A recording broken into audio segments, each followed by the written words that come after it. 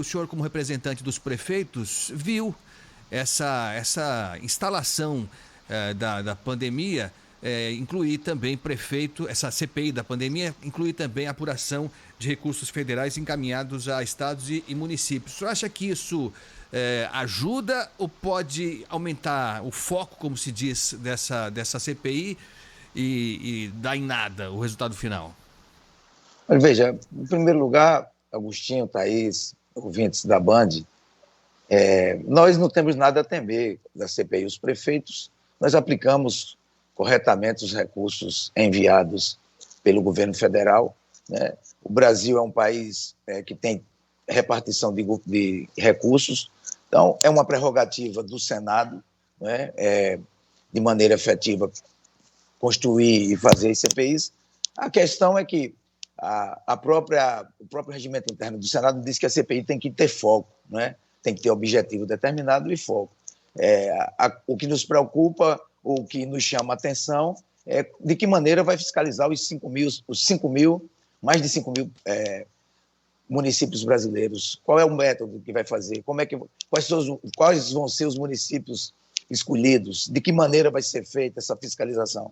Nós, os municípios, somos muito fiscalizados. Nós somos fiscalizados pelas câmaras, pelos tribunais de contas do Estado e pelos tribunais de contas da União. Esses recursos federais que vêm para os municípios, eles já são extremamente fiscalizados pelos todos esses tribunais, e nós, de maneira efetiva, aplicamos os recursos que chegam. Não é à toa que são os prefeitos que estão na linha de frente, não é, do combate à Covid. A vacinação é feita pelas prefeituras, o primeiro atendimento é feito pelas prefeituras, os leitos de retaguarda estão nas cidades, os leitos de UTI estão nas cidades. É aqui que a vida se realiza, é aqui que tudo acontece. Então, nós, prefeitos, não temos temor, né, de CPI, e vamos esperar o resultado da CPI. Aí é uma prerrogativa do Congresso, é o Senado, aliás, o Senado Federal, quem deve explicar e mostrar à sociedade de que maneira vai resolver, e é o próprio Senado que deverá apresentar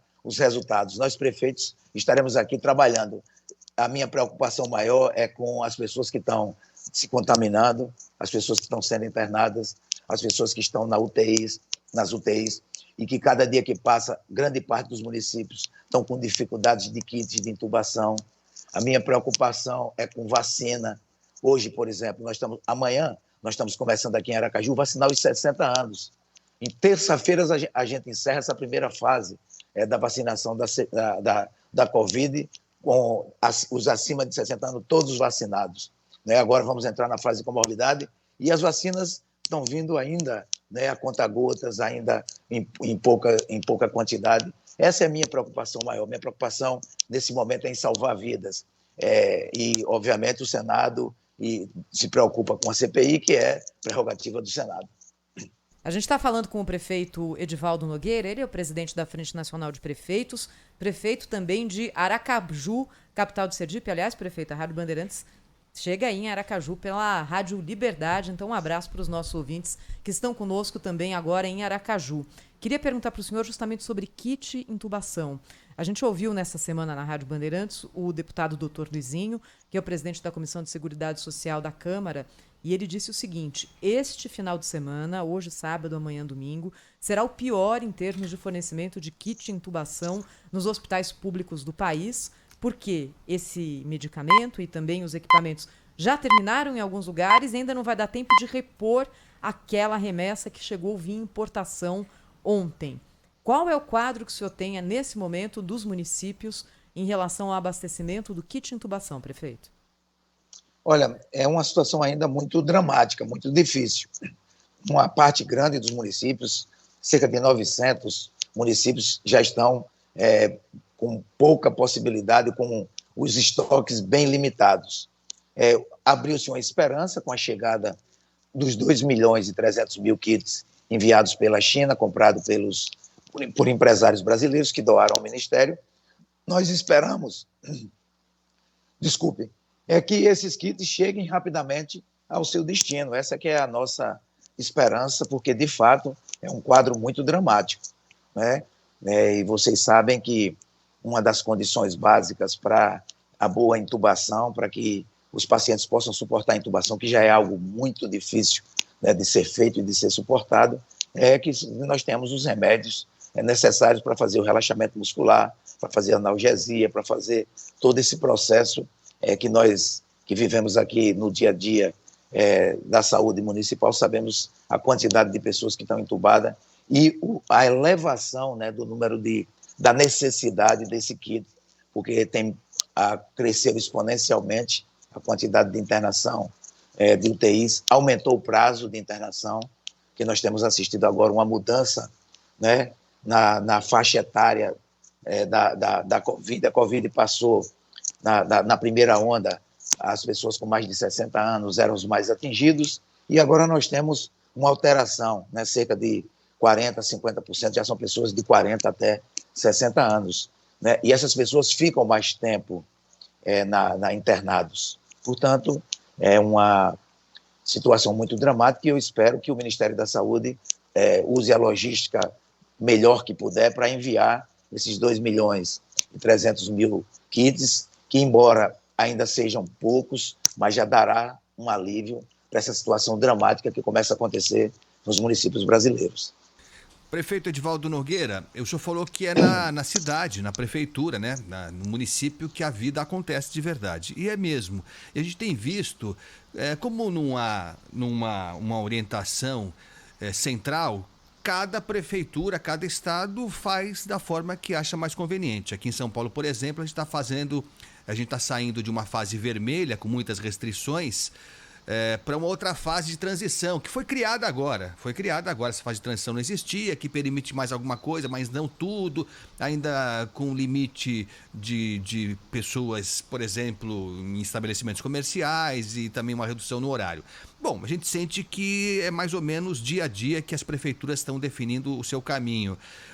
O senhor não acha também que boa parte dos problemas que nós enfrentamos, com um número crescente de mortos e de pessoas internadas ainda, passa também por uma falta de regra, de conduta básica envolvendo as prefeituras? Cada um faz da forma que quer, levando em conta, sabe-se lá que interesses, prefeito? Olha, Agostinho, veja, é o erro original, né? Tem o pecado original na Bíblia e tem o erro original. O erro original é de que o Brasil, enquanto país, não centralizou, né, as definições, os mecanismos. Se lá no passado, né, quando a pandemia se instalou no Brasil, tivesse tido um órgão nacional que reunisse prefeito, governadores e definisse uma linha básica de ação, na minha opinião, posso estar errado, mas nós estaríamos em melhor situação. Porque foi assim que todos os países do mundo fizeram o combate à Covid. Eles combateram a partir do governo central. E, principalmente no Brasil, nós somos um país federado e nós temos um sistema de saúde que ele é tripartite. Ele tem a parte do governo federal, a parte dos estados e a parte dos municípios. Ou seja, cada ente federado tem a sua responsabilidade. E a responsabilidade do governo federal é centralizar, né, essa decisão, notadamente quando acontece pandemias, epidemias. Né? Foi assim a vida inteira no Brasil. Agostinho, Thaís, né, ouvintes da Bandeirantes, o Brasil, nós acabamos com a poliomielite. A poliomielite foi erradicada no nosso país, a varíola, e há anos atrás. E de que maneira foi feito isso? Pela centralização, né, da saúde. O governo federal comprava vacina, os estados distribuíam para os municípios aplicavam. O governo federal fazia o planejamento nacional de combate, né, naquele momento que foi muito grave no Brasil, a poliomielite, como foram outras, a varíola também foi, né, como a peste foi nos anos 18 do século XIX, do século XX. Então, tudo isso o Brasil conseguiu ultrapassar. O Brasil tem um sistema de saúde eficiente, o SUS é um sistema muito importante. Mas o que acontece é que, originalmente, não foi centralizado no Ministério da Saúde. Agora, o que é que acontece? Os municípios não poderiam ficar parados. Os estados não poderiam ficar parados. Os estados não poderiam ficar esperando. E, felizmente, você tem razão, eu concordo com você. Né? Então, cada município, cada cidade, cada estado toma suas posições. Mas nós tomamos essas posições porque, se nós não tomássemos essas posições, lhe digo com toda a sinceridade do mundo, nós estaríamos numa situação muito mais dramática no Brasil.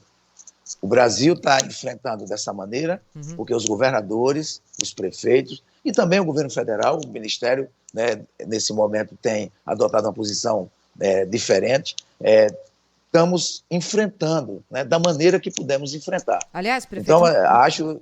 Oi, desculpe. Já que o senhor falou sobre isso, queria lhe perguntar se melhorou a interlocução com o governo federal, com o novo comando no Ministério da Saúde com o ministro Queiroga. Isso melhorou?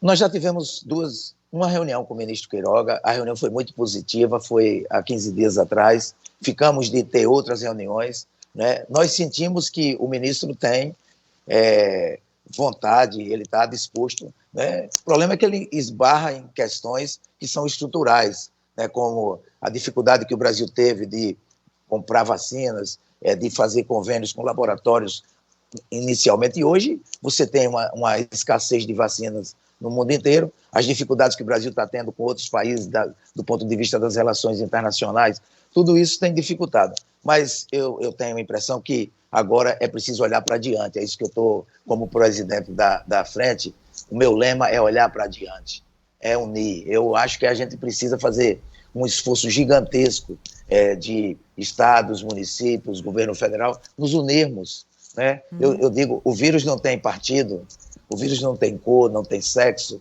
não tem raça. O vírus é invisível, ele invade as casas. Invade a casa do pobre, invade a casa do irremediado, invade a casa do rico, invade a casa do...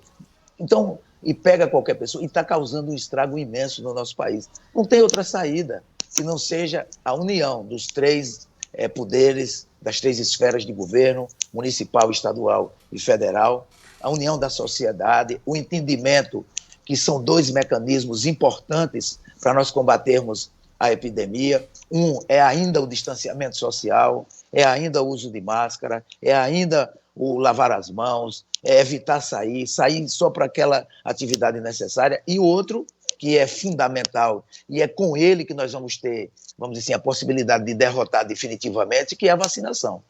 Então, é a combinação desses dois elementos que vai fazer com que a gente supere essa crise violenta que nós estamos enfrentando no nosso Brasil, no nosso país. Não tem estado, não tem cidade, não tem lugar que não esteja nessa situação. Situação muito difícil, que nós precisamos, de maneira efetiva, reverter, porque os impactos econômicos já são muito sérios, né? Há uma quebradeira geral, né? Há uma dificuldade grande, e se nós não vacinarmos mais rapidamente, se nós não tomarmos medida de colocarmos auxílios e ajudas materiais para o setor produtivo, a gente vai ficar adiando essa crise, e a repercussão maior é nas pessoas que mais precisam, é nos setores mais vulneráveis, são eles que estão sofrendo de maneira mais efetiva pelo desemprego, seja pela doença, pela morte ou pela crise. É isso. Nós estamos conversando com o presidente da Frente Nacional dos Prefeitos, o prefeito Edivaldo Nogueira. O senhor falou que a pandemia atinge todo mundo, é verdade mesmo, mas lógico que o setor mais fragilizado é a população mais pobre. Aliás, estava lendo aqui números que mostram um achatamento da classe média, que está se tornando classe pobre, muito por conta das consequências econômicas do coronavírus, para além das mortes, que são mais evidentes nas áreas periféricas do país. E aí nós entramos nesse calcanhar, nesse gargalo, que é a falta de vacinas. Há algumas propostas, por exemplo, permitir que empresas particulares comprem vacinas, não sei de onde também, porque está faltando vacina no mundo inteiro, mas enfim, é uma possibilidade, assim que vacinas surgirem, há essa previsão de que empresas possam comprar e elas vacinariam seus funcionários, seu quadro associativo, enfim. Eu queria saber como é que o senhor vê isso, porque isso tende, para alguns, a criar uma diferença ainda maior entre quem tem dinheiro e quem não tem dinheiro, quem vai poder ser vacinado e quem vai ter que esperar um pouco mais. A ideia de vacinar numa pandemia tem que ser centralizada, né? Porque é aí que se define o que é necessário e de que maneira é necessário. Então, eu defendo, e à frente, né, nós defendemos, que nesse momento toda vacina comprada ela seja enviada para o PNI. É importante que vá para o governo federal para que ele possa efetivamente fazer a vacinação. Primeiro, eu acho muito difícil que se consiga comprar vacina nesse momento por outros instrumentos que não sejam governamentais. ou o governo federal, ou os consórcios de governadores, ou o consórcio de prefeito, são as possibilidades únicas de compra de vacina nesse momento. Com mais possibilidade, o governo federal, que é quem deveria estar de maneira mais efetiva, comprando mais vacina, entrando em contato, e seria muito importante. Mas acho que qualquer esforço tem que ser para que o PNI, o Plano Nacional de Imunização, as vacinas sejam colocadas no PNI para lá ser definido. Porque não tem como você fazer vacinação aleatoriamente, né? Você tem, quando tem pouca vacina, ou quando tem vacinas insuficientes, você tem que ter um plano muito rigoroso. Agora mesmo nós estamos vacinando os idosos até 60 anos. Então, por quê? Porque são prioridades. Nós temos que vacinar os profissionais de saúde, porque sem os profissionais de saúde, você não consegue ter um atendimento, porque a mortalidade aumenta, desencoraja os profissionais, né, adoece, a mão de obra fica escassa, e isso tem um reflexo muito grande na própria saúde. Então, o que nós estamos buscando nesse momento é, efetivamente, que a vacinação ainda seja centralizada. Então, eu acho que comprar vacina nesse momento e fora do PNI ou pela iniciativa privada, eu acho que não ajudaria no sentido de um planejamento eficaz e eficiente. Aliás, acho que se os empresários comprarem, eu acho que deviam comprar, eu acho que era importante que pudessem comprar, se conseguissem, mas que colocassem no PNI para que fosse distribuído para o Brasil inteiro. Porque eu concordo com você, Agostinho. Eu falei que a doença não atinge a todos, mas atinge as pessoas que mais precisam, que moram na periferia. Os mais desalentados são os mais atingidos pelo coronavírus. Aliás, prefeito, já que a gente está falando de vacina, colocar aqui para os nossos ouvintes os números atuais de vacinação no Brasil. 25 milhões de pessoas receberam a primeira dose, 9 milhões receberam a primeira e a segunda. Percentualmente, 12,3% da população recebeu a primeira dose, 4,4% da população vacinada plenamente com a primeira e a segunda doses. Tem um número aqui que é um número que tem gerado polêmica, mais uma das tantas polêmicas da Covid no nosso país, que eu queria ouvir a posição do senhor, que é a disparidade entre doses disponibilizadas no país e doses efetivamente administradas. No número de hoje, 48 milhões de doses disponibilizadas, 35 milhões de doses administradas. Existem 13 milhões de doses entre esses dois números que ainda não chegaram ao braço do cidadão brasileiro. Está demorando muito, prefeito? Olha, veja, eu vou dar o exemplo aqui de Aracaju, talvez com ele eu explique melhor. Aqui nós já vacinamos 15,7% da população. Nós estamos já em 15,7% a primeira dose. De 647 mil, nós já vacinamos mais de 100 mil pessoas. Então, nós estamos vacinando de maneira muito célere.